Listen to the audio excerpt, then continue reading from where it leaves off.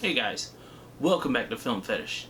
As usual, I'm your host CJ, and the environment's a little different, the lighting's a little odd.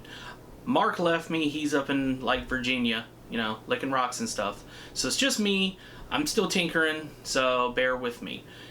Anywho, today we got a couple of reviews to get us off to a good start. One was, amazing, and one was, meh. But anyway, we'll get into it here in a second. So don't mind that ding, that's just my phone, people are annoying me. Let's do this. Okay, so first up, we gotta talk about Hulu's new original film, Hellraiser, which is a complete reimagining of Clive Barker's original, novella turn film. In this one, we've got, an updated cast. We've got a druggie who is trying to come clean, but not really. She's kind of a terrible person, and she never really redeems herself. You've got her brother and his boyfriend trying to help her, and, that doesn't always work. And then you've got her douchebag thief boyfriend and all this fun stuff. Usual, cliche stuff. But this time around, we've got a new pinhead, or hell priest, played by a female this time around, and she is phenomenal. She's not in it very much, similar to the original Clive Barker film. But ironically, the other ones are. There's an Asian lady that got turned, and her skin's like some kind of design on her head. She's got beads in her face and stuff. And then there's my favorite one, which is the Weeper, which is this horrifying thing that's missing part of its jaw. Its arms split open, so it's walking around like this with each of its arms. Insane looking designs. In the original Clive Barker film, and the novella, it's leather. They were surgeons almost. In this, they are, what is it more? Marionette puppets, on a string. There's carved pieces. Each section looks like a doll. It's super interesting. All the designs are really cool. Even the, dead in your face CG that they use on a couple of them isn't that jarring.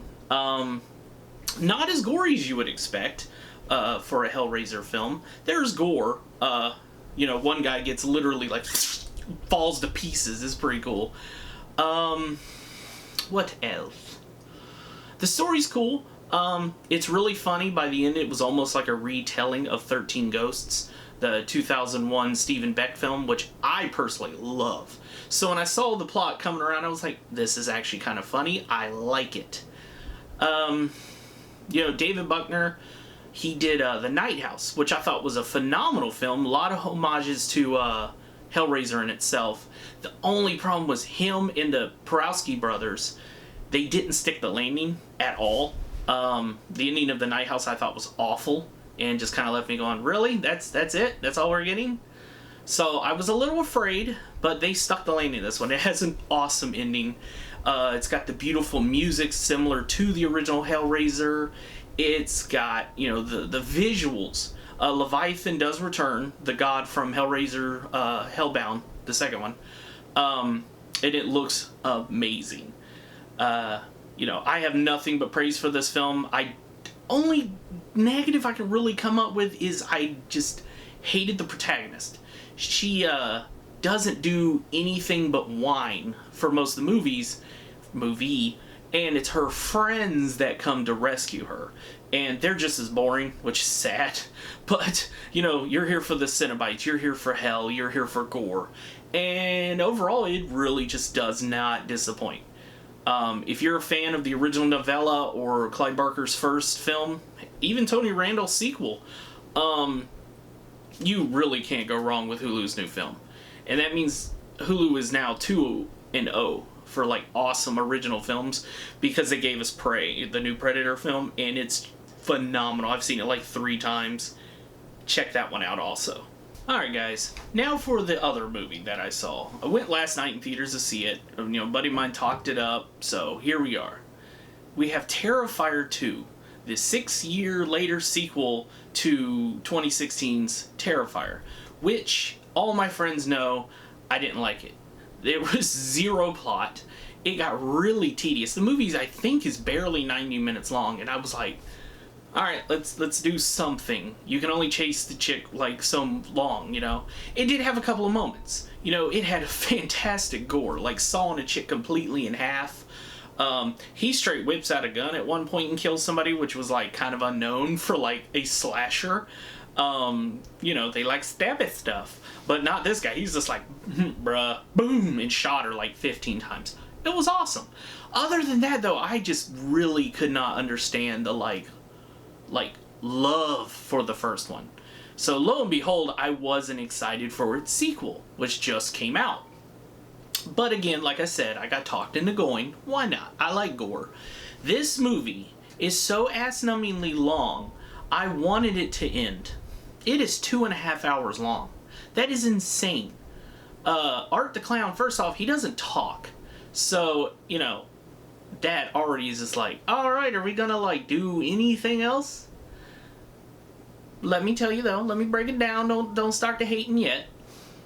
It is 100 times, like, better than the first one. There is a story. There's not as much of a story as there should be for 2.5 hours, but there is one. And, you know, bigger budget means better gore effects, because holy shit, this movie is gory. There's all kinds of ways people are dying, you know, hatchets to the face, you know, like scalpel slicing eyeballs open, like hammer to the face, ripping open and like pulling brains out. There's all kinds of horrible ways. One guy gets probably the most horrific castration I've ever seen, so there's that.